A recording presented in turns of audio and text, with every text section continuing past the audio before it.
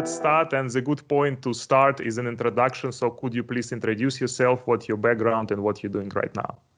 Well, I'm Javier González. I am the CEO of Quantum Maths and also a PhD student at the University of the Basque Country here in Spain. My research online is quantum algorithms applied to finance. I have a background in physics and mathematics. I have taken both bachelors, and I had a formation also in a master in machine learning and big data. So I can combine all my knowledge just to provide solution to financial problems and provide a great value to the industry. I think you mentioned quite interesting phrases like in one sentence, quantum computing and finances. For me, I'm coming from the background, let's say, of hardcore quantum engineering. And for me, it's quite interesting to hear how people even start thinking about combining quantum computers and finances. Yeah, there was a good reference several years ago, a book called Quantum Finance and Integral Paths, I remember. So there were some cases of use in which some algorithms were proposed to be tackled from the perspective of quantum computing. So for instance, let's say that the milestone of these algorithms, it is the quantum amplitude estimation, because thanks to this algorithm, we can perform a quantum Monte Carlo algorithm that allows us to calculate the expected value of some function, some uncertainty probability distribution that we have an stochastic variable, function of an stochastic variable, and hence we can calculate the expected value of this function. So it is one of the main claims that has been spread along the industry. Most of the contributions, for instance, Stephen Werner and all the papers for pricing financial derivatives, all of them. There is also another paper that is about pricing CDOs, collateral debt obligations. All of them just use this claim of quadratic speedup in the quantum amplitude estimation algorithm, and then apply it to calculate what will be an expected value of a certain function, and it is the solution of an stochastic differential equation, for instance, in the case of pricing financial derivatives, or in the case of pricing CDOs, it is the expected value of the loss in case that default happens when you have a package of mortgage and suddenly they cannot pay, and you have no returns from this, and consequently you cannot pay the bonds that you have emit, and so this will be the point that one of the most famous applications will be quantum amplitude estimation, and on the other hand we'll have another one that is quite famous, that is the optimization of portfolios. So it is, you have some assets and you have to choose the ones that you think that will provide you the best return. So there is a problem that usually is modeled by using a criteria that is the Sharpe ratio. It is which is going to be the return out of which is going to be the risk that I'm running just because of holding this kind of assets. So this can be something that we can think from the perspective of graph theory, and hence we can apply an optimization of a Kubo problem just to solve which is the best election of assets to be invested. So let's say that these are the two main branches.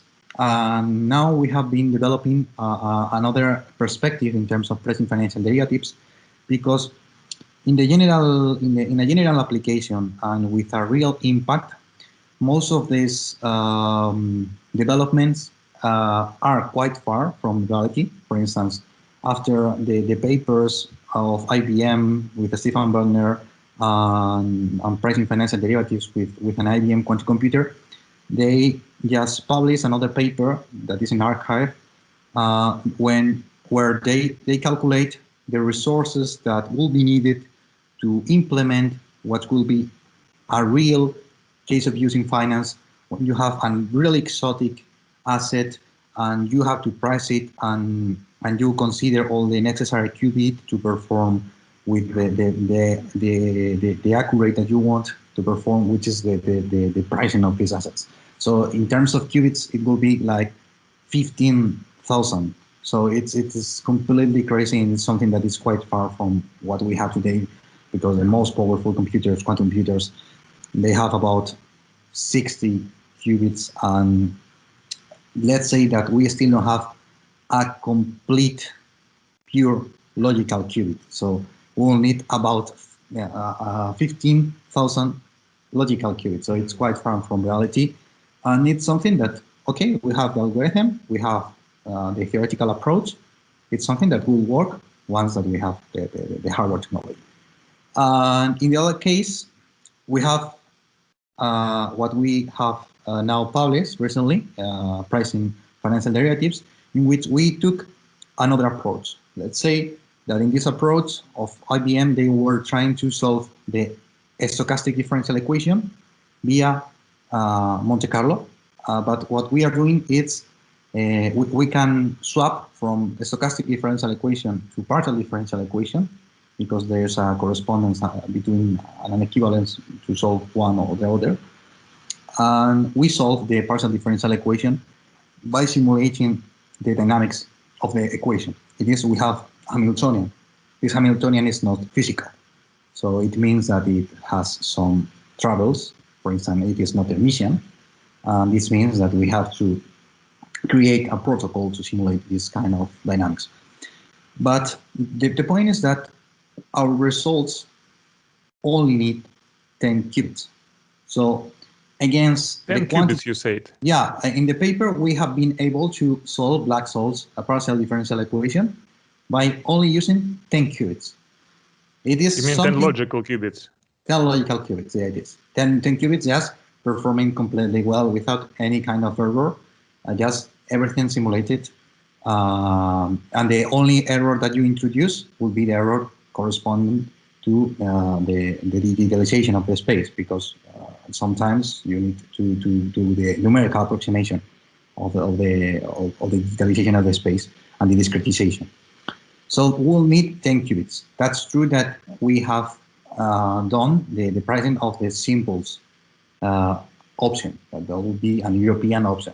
But against the 15,000 qubits that they will need, we hope that we can scale the result. We are actually working on that, and we expect to obtain promising results. We are just with an advanced branch in this field.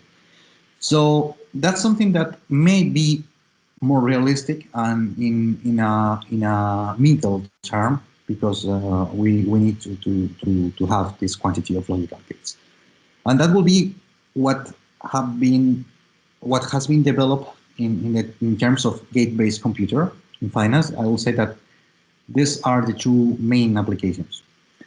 And on the other hand, we'll have what we can do with the annealing technology, with this adiabatic computation. And annealers allow us to solve only problems based on graphs and combinatorial problems formulated as Kubo problems. That's true that once that we have a gate-based computer, instead of solving it with an annealer, we will be able to solve the Kubo problem with a QUA formulation in a gate-based quantum computer. So the optimization, both algorithms are similar, and also QUA promises better results, because of when you have local minima, the way that you can avoid them, it's easier for the QUA, as far as I have read in the literature. So it's something that today can be implemented in the industry and can provide a great value. But the point here is that we are working in two projects now in quantum maths. One of them is using these graphs to do arbitrage in markets of cryptocurrencies. So we try to find these opportunities in which we have a return expected return that increase the amount of cryptocurrencies that we had before, just performing all the transactions. It's an arbitrage. So what you're saying, the cryptocurrency, you're trying to optimize it with quantum computers. What type of, let's say, benefit you can get by trading it, right?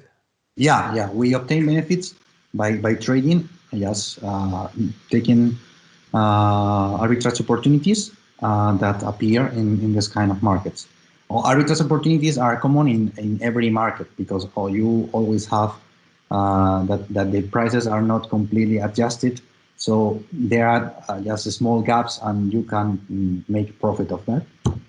But in this market, so what you're doing, you're trying to make a mathematical equation or some sort of mathematical model, and then quantum computers help you to solve it. So in the end, you're trying to solve the equation, right? Or system of equations. Yeah, no? that is the graph's arbitrage. So you have to find the shortest path in a graph. And we are solving the problem of finding the shortest path in a graph via using a digital annealer. So that will be what we are doing in QCrypto. So it means that we have to optimize more things, and we have to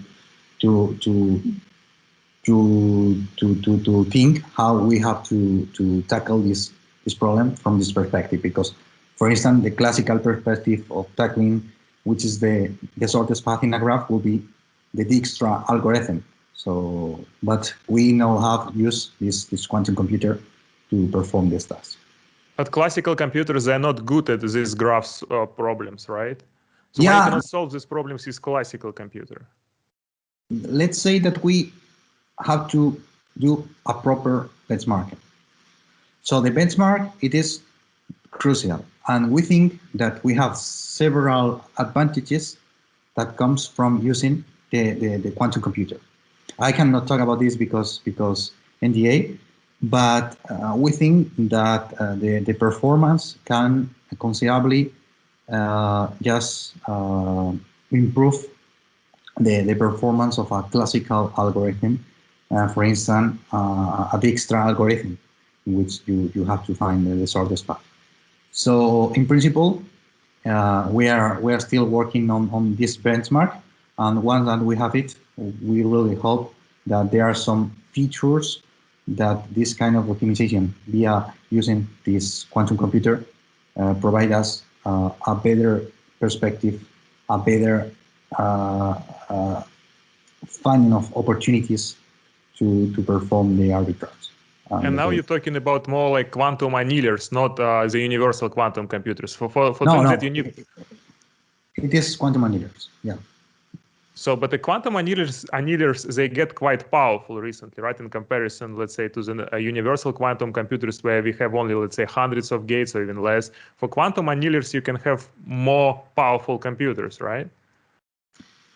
Yeah, quantum annealers have a metaheuristic part, and you never know whether the optimization is going to be better or not than a classical computer.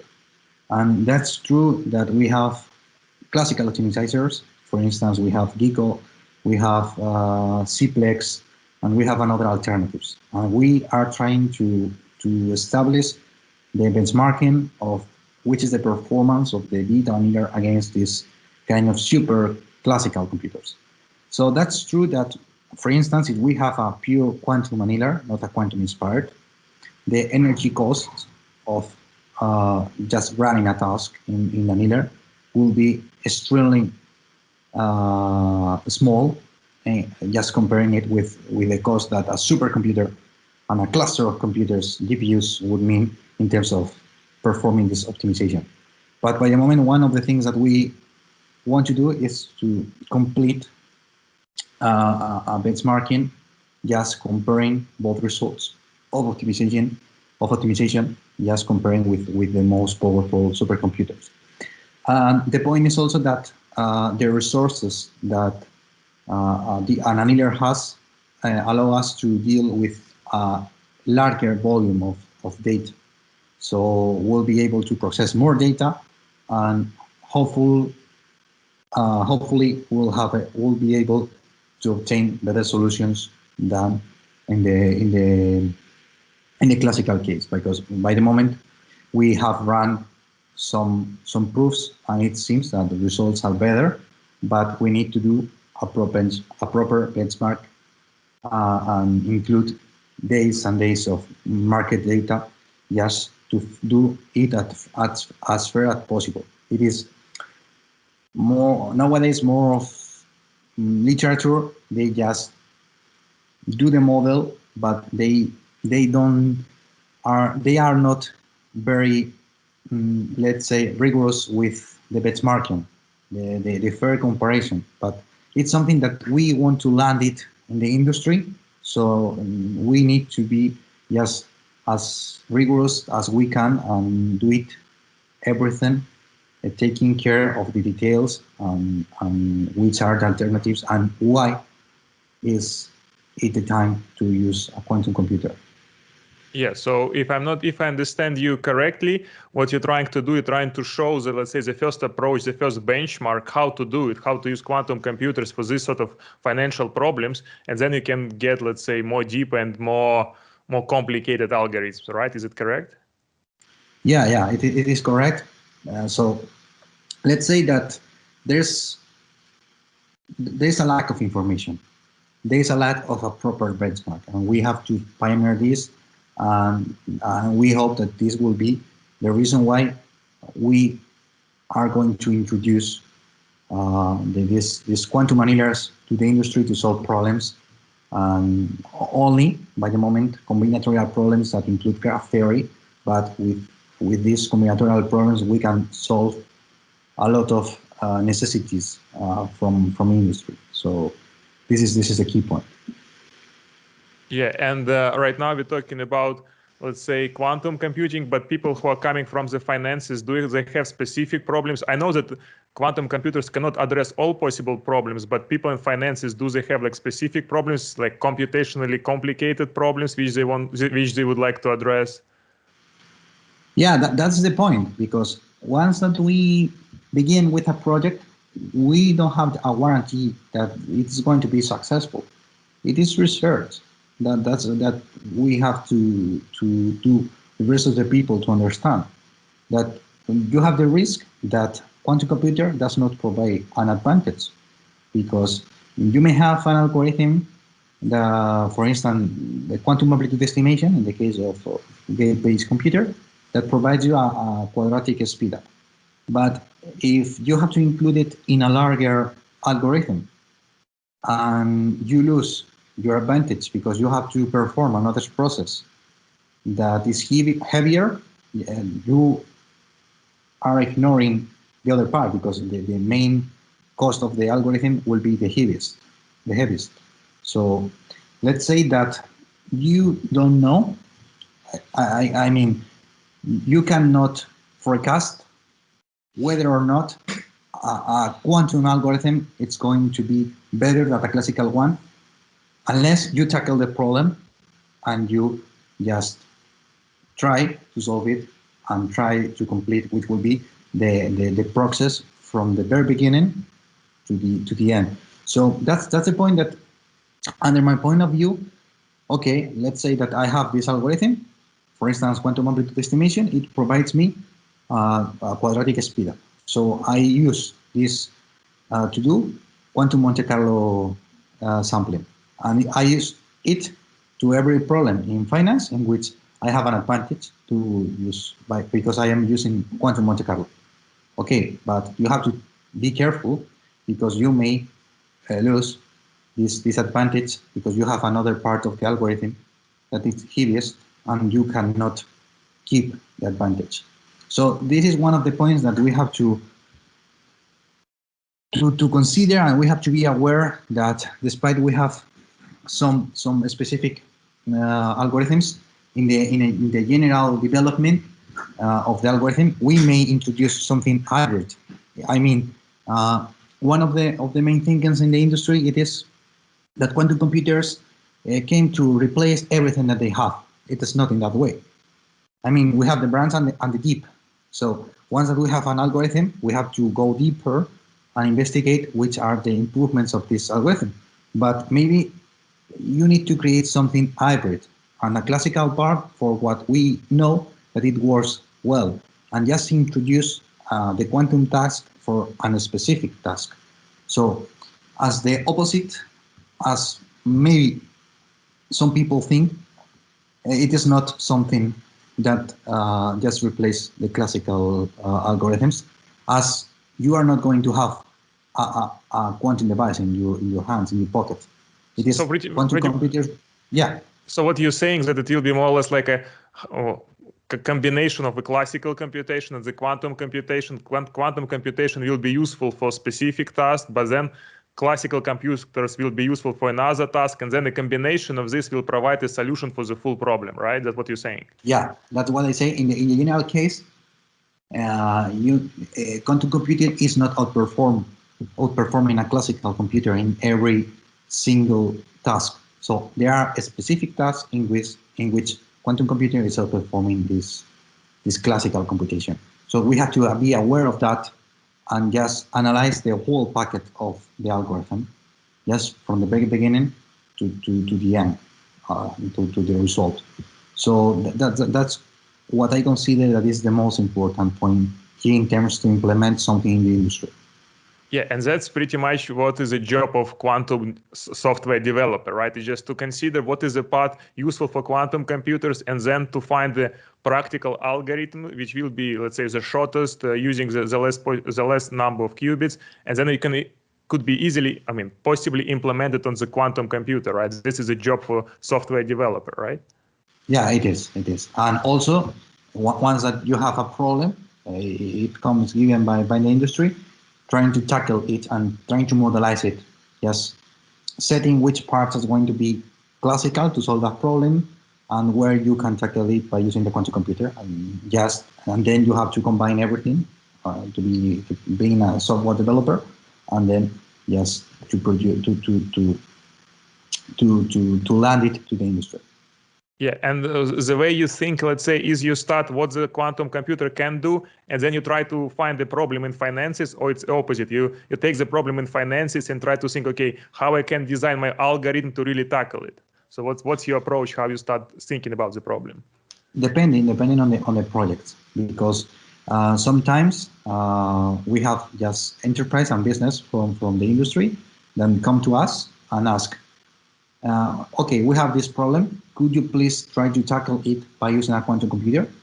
So they propose us a problem to be solved, and we try to look for which will be the algorithms, which is the state of art. And on the opposite, we also have ideas about how to solve certain problems by using algorithms. And for instance, something that has been developed for something physical, and a kind of optimization that will be proper to solve a certain model of condensed matter, you suddenly think that it will be useful to solve this financial model.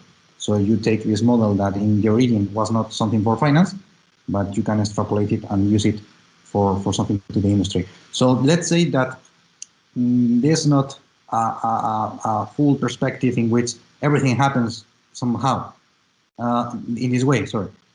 So it is a mixture of both perspectives. Something you have to adapt your quantum algorithms to tackle the problem, and sometimes you have a library of quantum algorithms, and you have to try which of them will be the best to tackle the problem.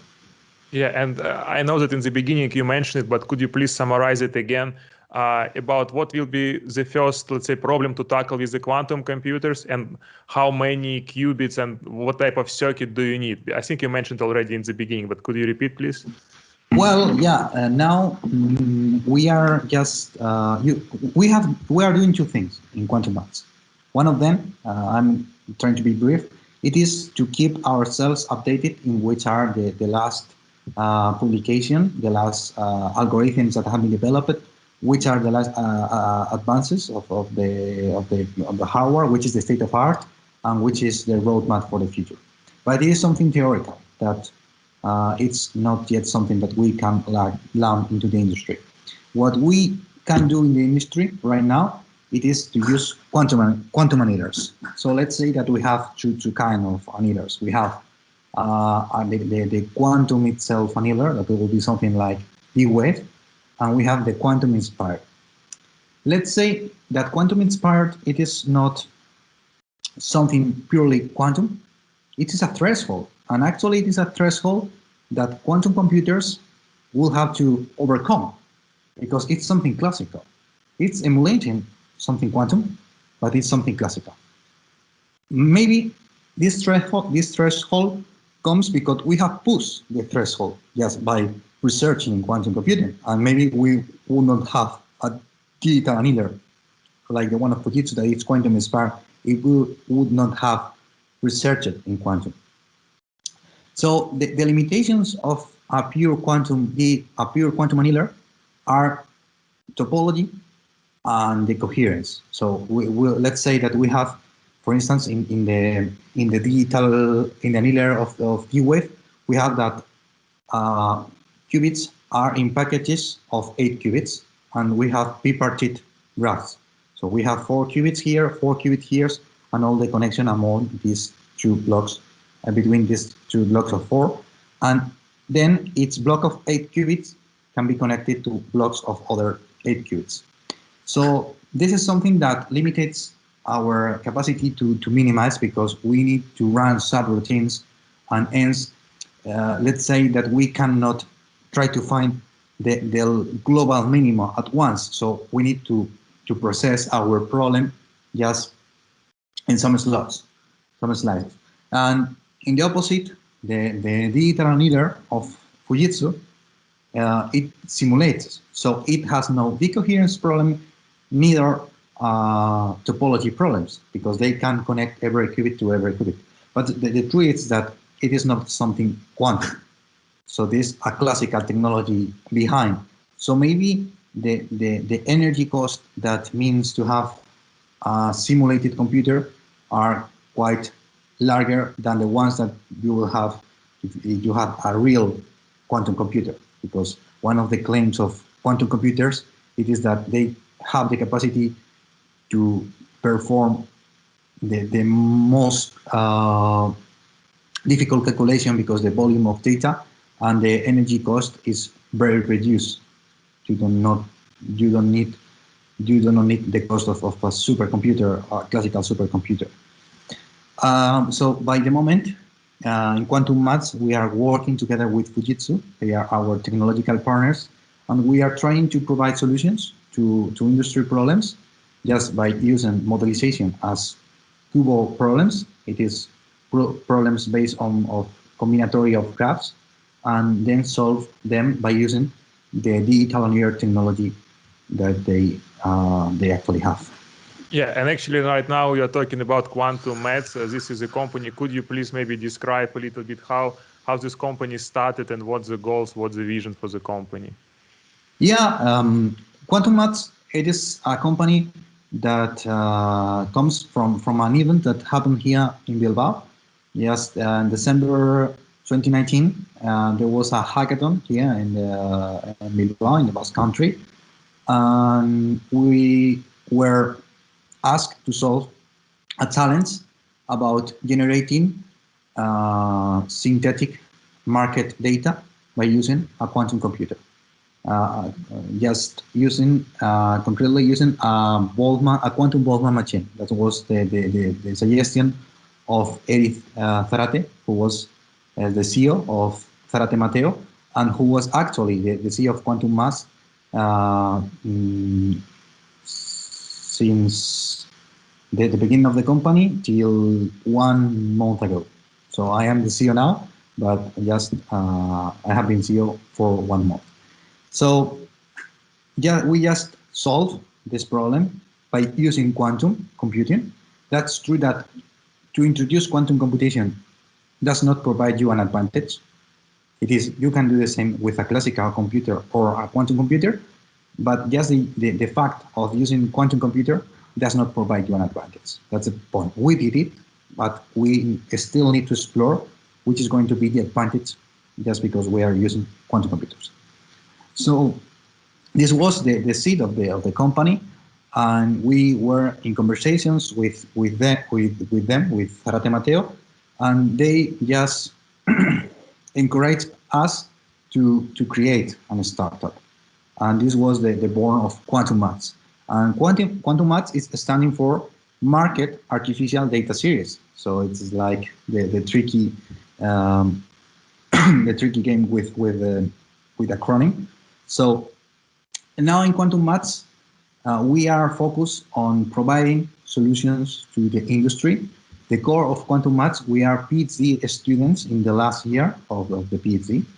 So we will be doctors within 1 year, most of us. And we are trying to provide solutions to the industry at the same time that we are realistics. We know that this quantum race, this revolution, it is not going to be something that happens in a year or two. We know that maybe the arrival of the fault-tolerant computer, the promised fault-tolerant computer, with a quantity of qubits large enough, will be within 15 years. It is something that has to wait, and we have to remain in the time. So by the moment we can provide solutions to the industry and add an extra value to the solution by using this annealers technology. And at the same time, we have to keep ourselves updated on what is happening with the hardware, which are the advantage, which are the news on the algorithms, the available hardware, etc. And we are hardware agnostic. It is now the best for us is to use the annealers. But if a company develops a quantum computer and we can run our algorithms in this platform, we will use it. We are using the best for our partners, for our clients. We are experts in quantum computers because most of our researchers, for instance, Anna, that is our CSO with S of Science, she has developed her thesis in the implementation of quantum algorithms in different paradigms. So she has explored the digital computers, it is the gate-based ones, and also another line that is now trending topic, that is the digital analog quantum computation. I don't know if you know, but recently IQM in Germany has received, has given a grant, has created a project, let's say that way, because I don't know exactly which are the terms, but they are not focused on developing a computer based on this paradigm, the digital analog computation. I don't know if you know exactly how this works. Yeah. Yeah, so let's say that it may be a promising hardware that will be able to be a solution till we reach the fault-tolerant computer. So an intermediate solution in a middle term, let's say 5 years, 6 years, till we get which is going to be the fault-tolerant computer. So that would be the general overview of quantum maths. We are PhD students, and we have this knowledge and this background on what is the theoretical view of the algorithms and its implementation on different paradigms of hardware. And how many people is the team? Yeah, we are not growing because we by the end of March we hope to add till 18 people in our team. So by the moment we are 4 quantum engineers. Or let's say I am considering myself as a quantum engineer because that's true that I am the CEO, but I am also working on the project. Anna, that is our CSO. Giancarlo and Rodrigo, the 4 of us, we are PhD students at the University of the Basque Country. Recently, we have incorporated Daniel as a COO. He is coming from EC Paris, the business school. And also, we have an advisory board where Sergio Álvarez Teleña and Eris. And we have a CFO, that is Alain Mateo, and data analyst, that is Alain Porto. So this is the global configuration, but by the moment we are just recruiting more quantum engineers, and we hope to reach the 18 people by the end of March.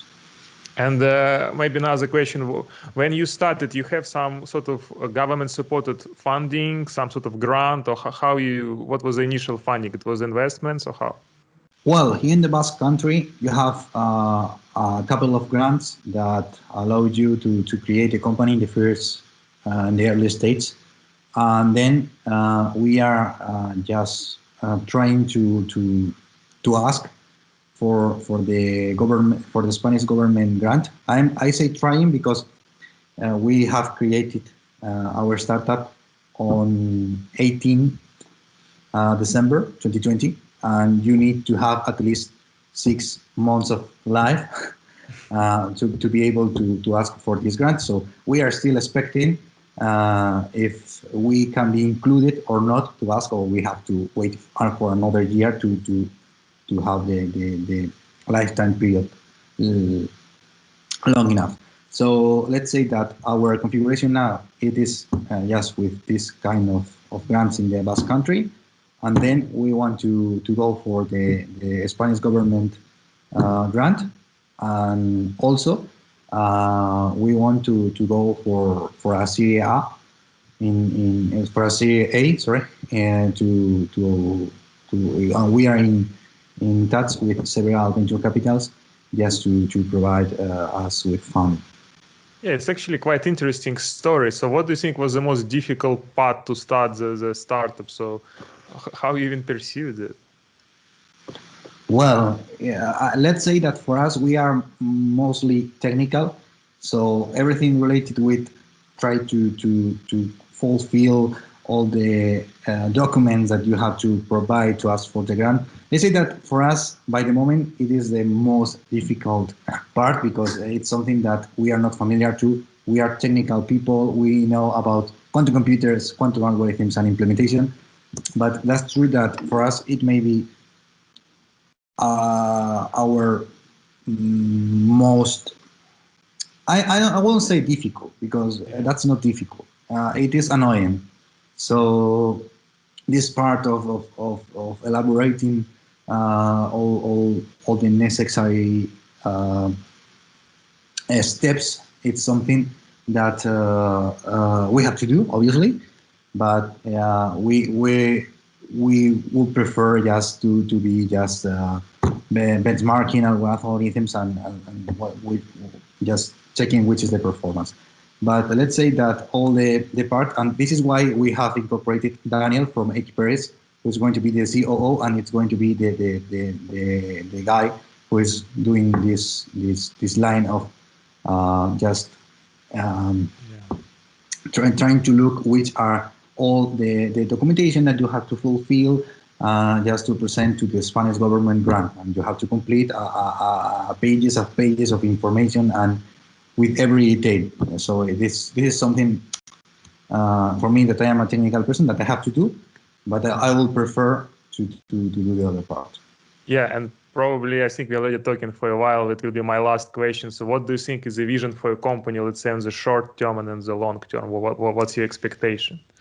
Well, in the short term, I hope that we can provide a minimum viable problem by the end of April. So we are still working to finish the benchmarking of full crypto, and I hope that we can also end with the benchmarking of QAllocate.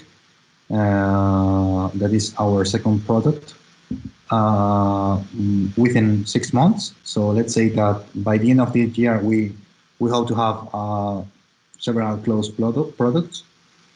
And as I have said before, it is something that has to be seen in the middle long term. It is, we want to become one of the references here in Europe and also in the world in quantum computing, applied not only to finance. Finance is our starting point. Applied to the industry and help the industry to perform this transition from classical technologies to quantum technologies.